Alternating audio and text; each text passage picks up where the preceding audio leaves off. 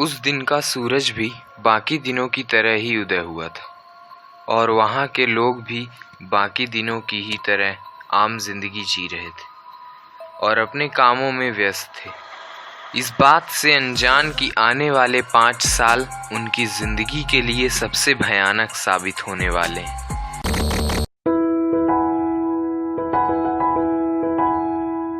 अक्टूबर 1347 ये वो मनहूस महीना था जब 12 जहाज ब्लैक सी से मैसीना के सिसिलियन बंदरगाह, जो कि यूरोप में है, वहाँ पहुँचे। उस बंदरगाह में सभी लोग उन जहाज़ों का इंतज़ार कर रहे थे। वे 12 जहाज़ आ तो गए, मगर काफ़ी देर हो चुकी थी। उन जहाज़ों से ना तो किसी की आवाज़ सुनाई दे रही थी, ना ही कोई उतरता हुआ दिख रहा था। तब वहाँ के लोगों ने जहाज़ में जाके देखा। उन्हें उसमें लोग तो दिखे, मगर वे सभी मर चुके थे और उनमें से जो लोग जिंदा थे वे भी बस मरने वाले थे। उनके शरीर में अजीब तरह के फोड़े थे जिनमें से ब्लीडिंग हो रही थी। सिसिलियन की अथॉरिटीज़ ने उन शिप्स के ग्रुप को वहाँ से जाने का ऑर्डर दिया, मगर तब तक बहुत देर हो चुकी थी। उस प्लेग ने वहाँ अपनी जगह बना ली थी। ये प्लेग भी कोरोना वायरस की ही तरह था, जो कि छूने से भी फैलता था। ये महामारी इतनी खतरनाक थी कि अगर कोई भी हेल्दी पर्सन रात को सोया है तो वो सुबह तक जिंदा रहेगा या नहीं, किसी को नहीं पता था। उन दिनों यूरोप में वैसे भी खाने की कमी थी, ऊपर से इस प्लेग ने उसे और डुबा दिया। जनरली प्लेग 3 तरह के होते हैं: bubonic plague, septicemic plague, pneumonic plague. इस ब्लैक डेथ की वजह सबसे पहले वाली ब्यूबोनिक प्लेग थी, जो कि किसी भी इन्फेक्टेड फ्ली के काटने से फैलती है, क्योंकि इन्हीं फ्लीज में यर्सेनिया पेस्टिस नाम के बैक्टीरियाज रहते थे, जो इस प्लेग के फैलने के मेन रीज़न थे। दरअसल जिन जहाज़ों में सामान लाया जा रहा था उनमें इस बैक्टीरिया से इन्फेक्टेड चूहे भी आ गए थे, जिन्होंने इस बैक्टीरिया को उन सामान में फैलाया और फिर यही बैक्टीरिया पूरे यूरोप में फैल गई।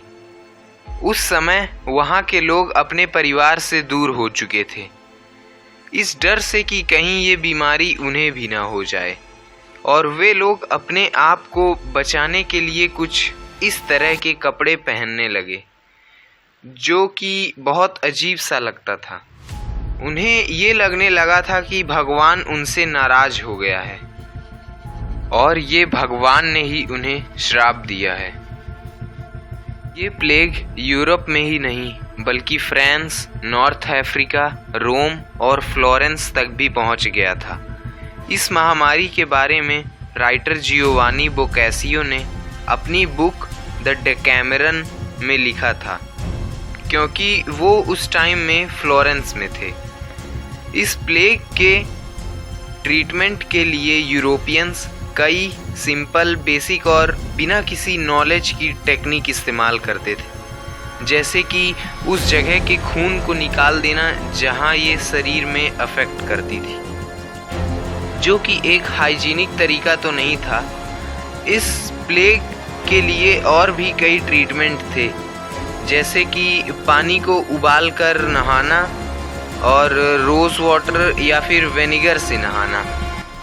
और जैसा कि मैंने आपको पहले ही बताया कि यूरोपियंस ये समझने लगे थे कि भगवान उनसे नाराज हो चुके हैं, इसीलिए उन्होंने सभी हेरेटिक्स मीन्स अधर्मियों को अपनी कम्युनिटी से अलग कर दिया था और ज्यूज मीन्स लो कास्ट के साथ गंदा व्यवहार करने लगे थे। इसी तरह धीरे धीरे सभी लोग सोशल डिस्टेंसिंग मेंटेन करने लगे, और जब कभी कोई शिप यूरोप के बंदरगाह पर आती तो उनके सेलर्स को 30 से 40 दिनों तक आइसोलेट कर दिया जाता, और इसी से क्वारंटीन वर्ड डिस्कवर हुआ।